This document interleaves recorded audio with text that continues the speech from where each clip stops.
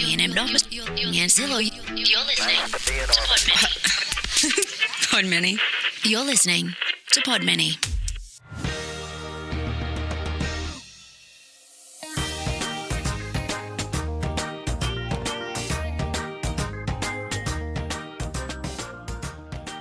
Hello everybody and welcome. I'm Topher Goggin and it's time for another episode of Not Your Mother's Goose, the home of fairy tale funnies and nursery rhyme news that has everything you could ask for except accuracy. Coming up today, we'll turn the heat down with Elsa and Anna from Frozen, plus we'll have 26 legs in action as we tell the ant and the grasshopper and the three billy goats Gruff. If that math seems wrong, I bet it's because you forgot the troll. First though, a classic story and an important fashion reminder for all of us. Comfort is crucial, but it boils down to this. Sweatpants good, no pants bad. It's time to revisit the Emperor's new clothes. An old-time emperor with a flair for fashion receives a visit from a couple of supposed tailors. They inform him that they can update his wardrobe with clothes made of an extra special fabric, I'm thinking polyester, that is so light that it can hardly even be felt. Furthermore, this material they will weave is so incredible that it cannot be seen by people who are stupid, incompetent, or related to anyone who has ever worked at the Gap. This grabs the emperor's attention. These clothes would not only put him on the cutting edge of fashion, but would instantly allow him to tell which of his subjects are moronic idiots. He immediately places an order. Now, these tailors don't exactly offer their product for 5 easy payments of $29.95, though, so the emperor has to fork over piles of gold, along with looms, thread, and some of those inspected by number 47 slips to put in the pockets. The swindlers promptly go to work, putting on an Oscar-winning performance of measurement-taking, loom-operating, seam-altering shenanigans. When they tell the emperor it's time to try on the finished product, he's stunned and dismayed to discover that he can't see the special fabric either. The emperor, of course, is not about to own up to this fact, since doing so would require acknowledging that he is a colossal doofus. Instead, he chooses the obvious alternative, scheduling a parade in his own honor to show off the new duds. Word goes out far and wide, and crowds assemble to see their esteemed leader in his updated wardrobe. As parade time arrives, the tailors pretend to help the emperor don the non-existent clothes. He proudly strides naked through town in front of the throng of parade goers, not to be confused with a thong of parade goers, though that might be interesting too. And since word has gotten out that the bozos in the crowd will not be able to see anything, the viewers loudly heap pretend praise on the robes that they too cannot see. With cheers like, "What vibrant colors! Quite the exquisite train! And such delicate embroidery!" You'd have figured the emperor was the secret love child of Lady Gaga and Liberace. Ask your parents, kids. But just as the emperor is visualizing himself on the cover of Vanity Fair, damn it if some pipsqueak, who must not have gotten the whole stupidity memo, doesn't come and ruin the fun. The kid pipes up and says, "Dude, he hasn't got any clothes on." The crowd realizes that the boy is right, and that it's their naked emperor who is the buffoon here. This sadly is the end of the story, which concludes before we get coverage of the emperor's press conference afterwards. Just hope for a full-length podium. And while we won't have any more of that story in the news, we will have other headlines coming up, so stay with us.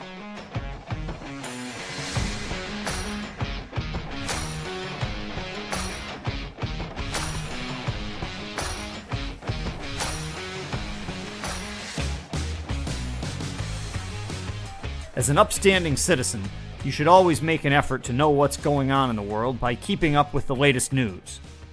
Or you could just forget about that and listen to our news instead. Here's what's happened since we last got together. Nursing home staff catches old King Cole in scandalous tryst in old Mother Hubbard's cupboard. Hungry Captain Hook wonders if Peter Pan will be creamy or crunchy. And our lead story today, Big Bad Wolf grants dying boy's wish by eating Dr. Phil. Little Timmy Appleby may be seriously ill, but that couldn't keep him from having the day of his life yesterday, watching from the front row as the Big Bad Wolf devoured TV personality Dr. Phil McGraw in front of a live studio audience. The thrilling encounter was set up after Timmy's parents told officials at the Make-A-Wish Foundation about their son's illness. "He's always loved the Big Bad Wolf," Timmy's father Dwayne told reporters while fighting back tears. "To think that wolf would eat someone just for my little boy, it's unbelievable." At first I was just going to have him eat Mr. McMacken, my English teacher, the adorable 13-year-old said afterward. But then one day I walked into the kitchen and my mom was watching that loudmouth Dr. Phil. I knew right then it had to be him. The experience was bittersweet for Timmy's mother, Lucy, who now will have to flip the channel over to Jerry Springer while she finishes her daily Thighmaster workout. I know I'm going to miss Dr. Phil telling me to get real, she said, but to see that smile on my little boy's face when the wolf was gnawing the last few bits of meat off those bones, that was just priceless. Meanwhile, Dr. Phil's wife, Mrs. Phil, said she had mixed feelings about the project, but that was just because she missed out on the chance to see it when she incorrectly programmed her DVR and accidentally recorded the premium Pots and Pans hour on the Home Shopping Network instead. We'll take a break, but we're not the only ones checking out the Emperor's new clothes this week. The Star Wars writers are too. Just when you thought that Star Wars was done, Emperor Palpatine is back. And this time, he's in the buff. It's Star Wars, the Emperor's new clothes. The rebellion is on the brink of defeat. As a last hope, Han Solo and Chewbacca go undercover as galactic tailors to convince the Emperor to try their secret line of Sith chic robes. What will happen when Luke Skywalker launches his attack during Palpatine's parade through the Death Star? Who will win the pixelated lightsaber battle? And can Luke survive when he makes the stunning discovery that Palpatine can shoot Force lightning from his toes? Wow. You'll need to get your heads out of the dumpster. Starring Harrison Ford, Mark Hamill, Ian McDermott as the Emperor from the neck up, and Channing Tatum as the Emperor's abs, Star Wars, the Emperor's New Clothes opens Friday in theaters everywhere. And don't worry, it's not in 3D. Get your tickets now. Thanks to Adam Jaxa for the voiceover work there. Adam is better known as the voice of Central Michigan University sports, and if you've ever heard him call a game, you can bet you'll be hearing him in even bigger places soon. Now back to our headlines. Jack B. Nimble signs with Cirque du Soleil, will jump flaming candles in New Vegas show. Little pigs cited for building code violations. And in sports news, hare and tortoise selected in NFL draft. A year after their famous road race, two local athletes are on their way to the professional football ranks as both the tortoise and the hare were selected in the NFL draft over the weekend. Previously ranked number 11 overall by ESPN draft guru Mel Kiper Jr., concerns about work ethic and stamina caused the speedy hare to plummet to the second round before being selected by the Tennessee Titans. Meanwhile, the Detroit Lions stunned experts with their selection of the tortoise in round 4. Though initially seen by some analysts as a possible special teams contributor, the tortoise's stock cratered after a poor performance at the league scouting combine that included a 40-yard dash time of 5.41 hours. If history is any indicator, however, the tortoise should still be one of the faster players on the Lions roster.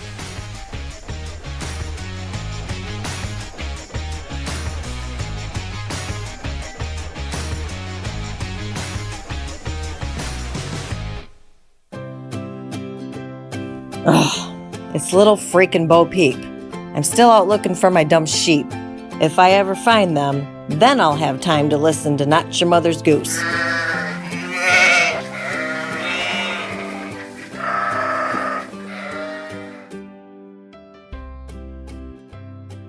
Hansel and Gretel. You know, folks say that smartphones and GPS have destroyed everyone's sense of direction these days. Nobody under the age of 30 knows the real way to get from here to there. Of course, the way to do that is that you print out a page of MapQuest directions, you set them on your passenger seat, you're not able to look at them anyway because you're driving, and eventually you end up so lost that you can't even figure out how to get back to any of the roads that are on your printout. But, you know, it turns out that getting directions dates all the way back to fairy tale land, as we find our friends Hansel and Gretel out geocaching in the woods. Here are their secrets.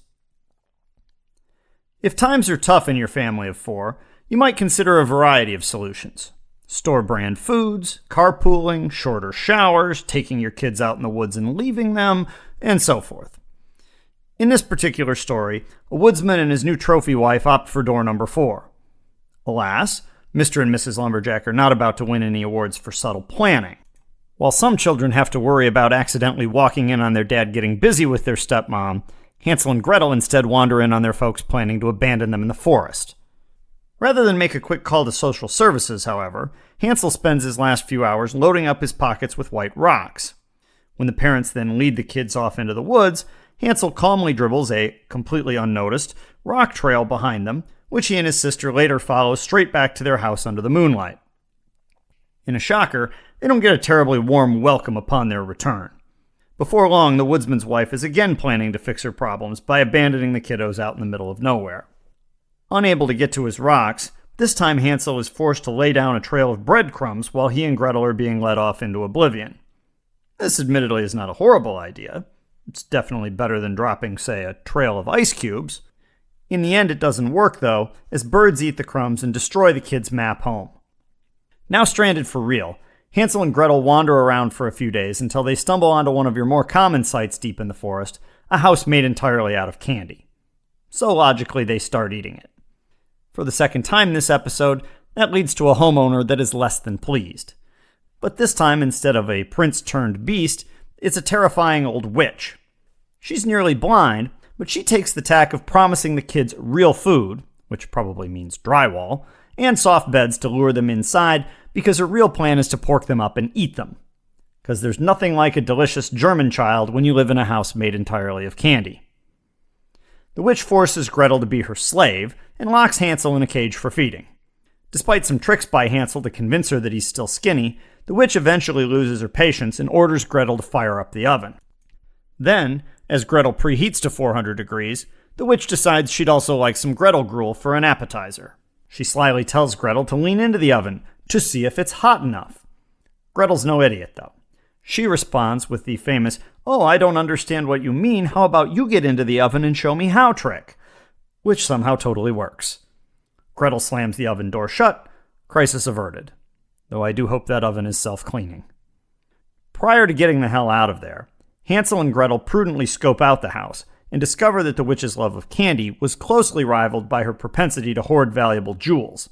The kids loot the place and take off for home, which they now somehow know how to locate. Maybe the blind witch also owned a lot of maps. When they get there, they learn that their bitchy stepmother is conveniently croaked. And once they ship the witch's jewelry off to cash for gold, the kids and the woodsman are pretty much set for life. Now somebody just needs to call Dateline NBC.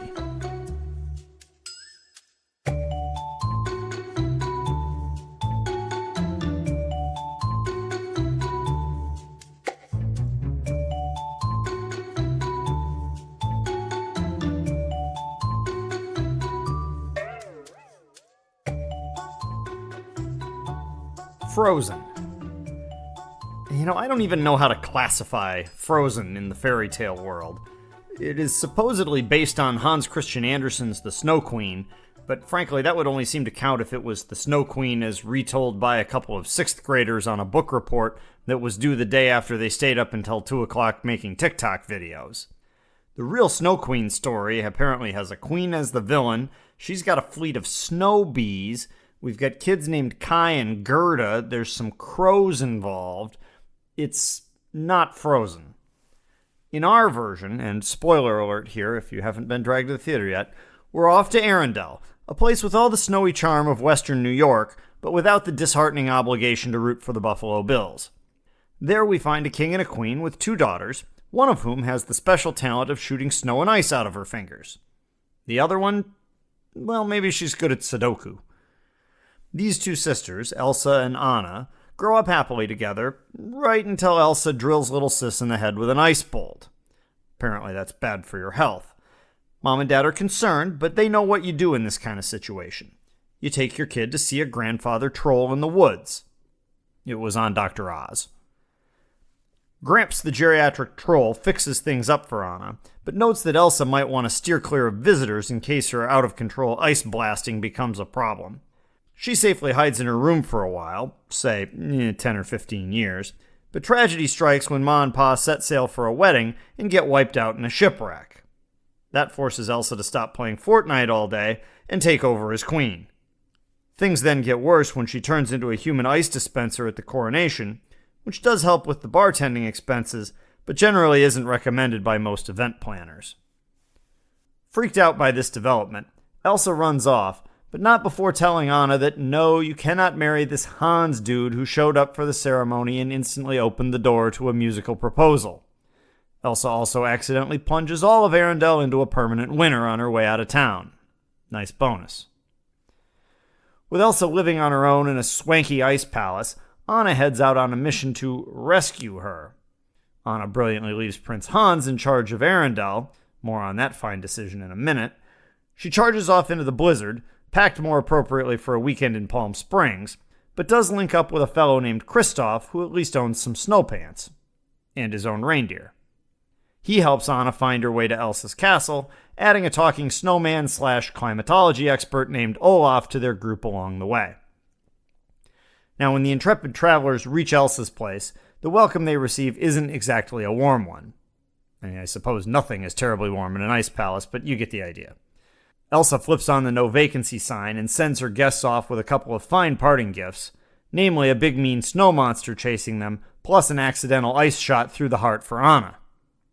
Kristoff takes Anna back to the Troll Medical Clinic, where Dr. Gramps, MD, says that the only treatment that will save the day for Anna is an act of true love, preferably from an in-network provider unless she wants to pay a huge deductible.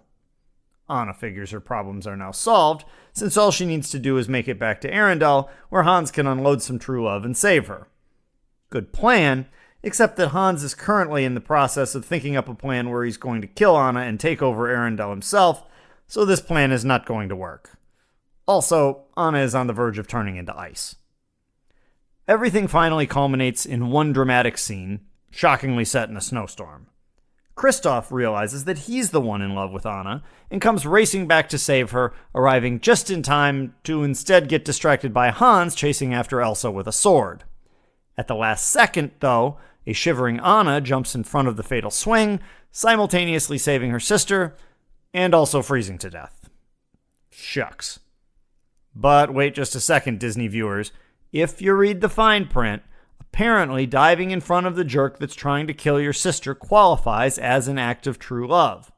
That brings Anna back to life, just in time to knock Hans out of commission with a right cross to the nose. Elsa then suddenly figures out how to turn up the thermostat, thaws out Arendelle, and even saves Olaf from climate change with a personal snow cloud. Meanwhile, Anna realizes that she is in love with Kristoff the reindeer man, and Elsa conveniently gives him a job so he can stay in town. Everything looks hunky-dory. Of course, this is only because the movie ends before Elsa is chased out of town when the commoners lose their marbles from seeing one too many 6-year-olds singing Let It Go.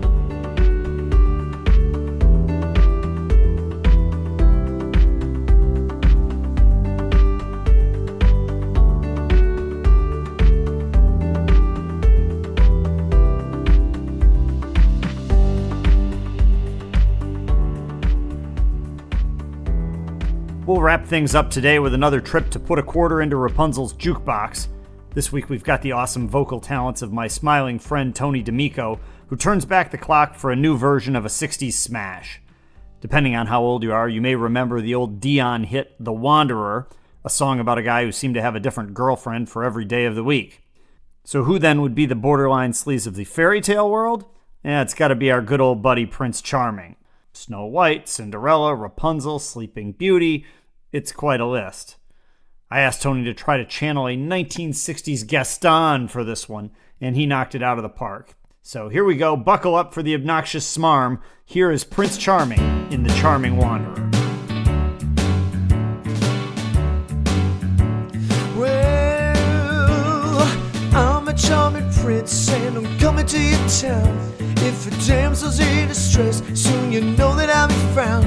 If I'm riding and I kiss them, give them slippers all the same.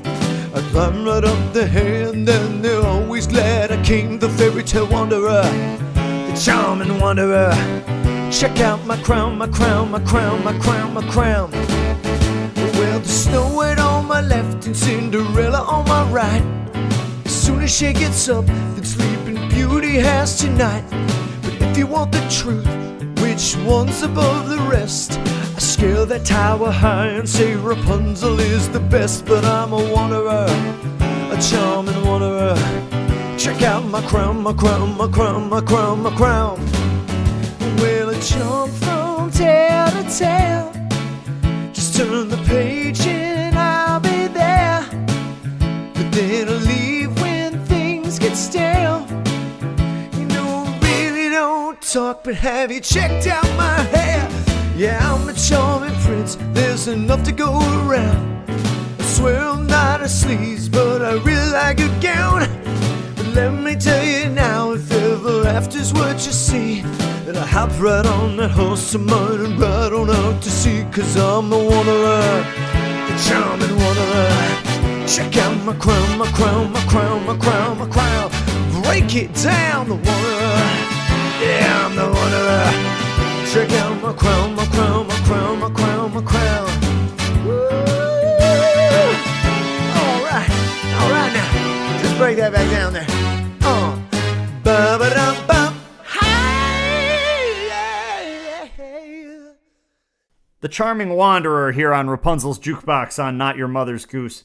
Great work there by Tony D'Amico. Once again, I beg you to check him out. He's got a wonderful new album called Rabati that's available on iTunes. That's Tony D'Amico, D''Amico.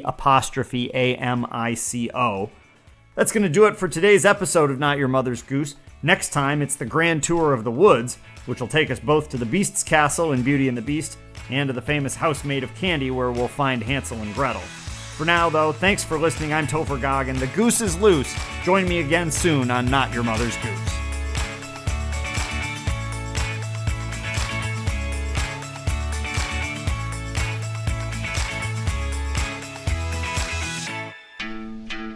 You've been listening to a Podmany original production. Thank you. Podmany. Thank you. Thanks for listening.